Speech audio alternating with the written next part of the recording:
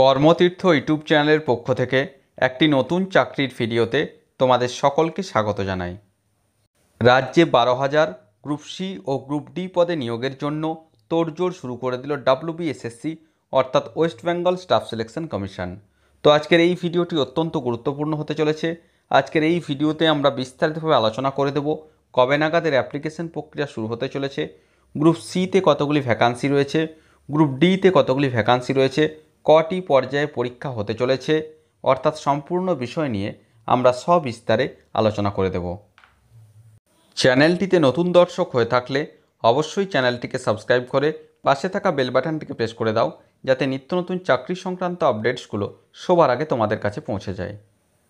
তো খবরটি আজ অর্থাৎ 2রা জুলাই বর্তমান পত্রিকায় প্রকাশিত হয়েছে।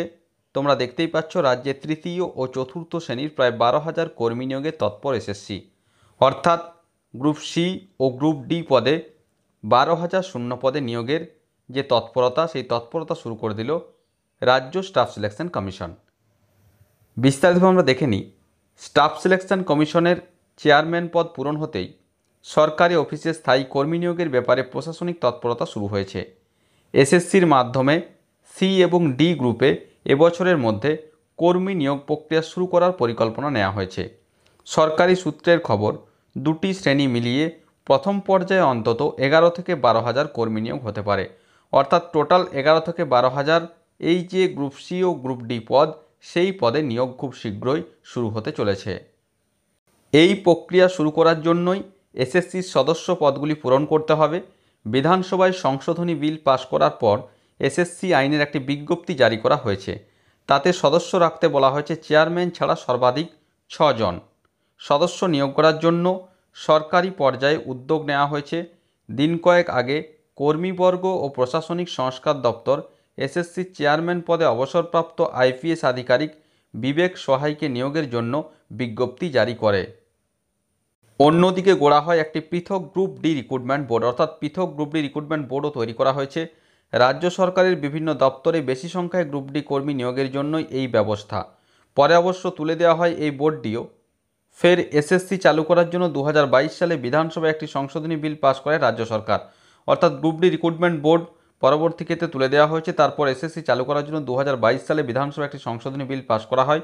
গত বছর ওই বিলের ভিত্তিতে এসএসসি আইনের বিজ্ঞপ্তি জারি করা হয়েছে। সরকারি সূত্রের খবর, নিউ টাউনের একটি অফিস থেকে এসএসসি কাজ করবে, অর্থাৎ নিউ টাউনের একটি অফিস খোলা হয়েছে এসএসসির। প্রথম পর্যায়ে গ্রুপ ডি কর্মী নেবে 8,000-এর কিছু বেশি, অর্থাৎ গ্রুপ ডি যে পোস্ট রয়েছে সেক্ষেত্রে 8,000 শূন্য পদ রয়েছে। গ্রুপ সি পদে নেওয়া হবে 3-4 হাজার জনকে, অর্থাৎ গ্রুপ ডিতে রয়েছে 8,000 এবং গ্রুপ সিতে রয়েছে 3 থেকে 4,000। এজন্য প্রতিযোগিতামূলক পরীক্ষা নেবে এসএসসি। সম্প্রতি রাজ্য সরকার বিভিন্ন দপ্তরে সি ও ডি গ্রুপের জন্য কয়েকশো নতুন পদ সৃষ্টি করেছে, সেগুলিও পূরণ করবে এসএসসি, অর্থাৎ আর পিএসসির মাধ্যমে যে এলডিসি এবং যে বিভিন্ন পোস্ট সেগুলি আর নিয়োগ হবে না। এখন থেকে স্টাফ সিলেকশন কমিশন, রাজ্য সরকারের যে স্টাফ সিলেকশন কমিশন, আগে এই স্টাফ সিলেকশন কমিশন গঠন করা হয়েছিল, পরবর্তী ক্ষেত্রে বন্ধ করা হয়, তো পুনরায় আবার এটি চালু করা হয়েছে। তো তার মাধ্যমেই নিয়োগ প্রক্রিয়াগুলি সম্পন্ন করা হবে। গ্রুপ সিতে মূলত লোয়ার ডিভিশন অ্যাসিস্ট্যান্ট এলডিএ নিয়োগ করা হবে, যেটা বলা হলো।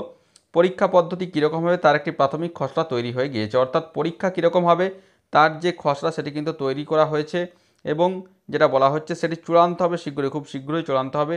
লিখিত পরীক্ষা ও ইন্টারভিউয়ের ভিত্তিতে চূড়ান্ত সফল প্রার্থীদের বাছাই করা হবে, অর্থাৎ প্রথমে লিখিত পরীক্ষা নেওয়া হবে, তারপর ইন্টারভিউ নেওয়া হবে, তারপর যে ফাইনাল যে রিক্রুটমেন্ট সেটি কিন্তু সম্পন্ন করা হবে।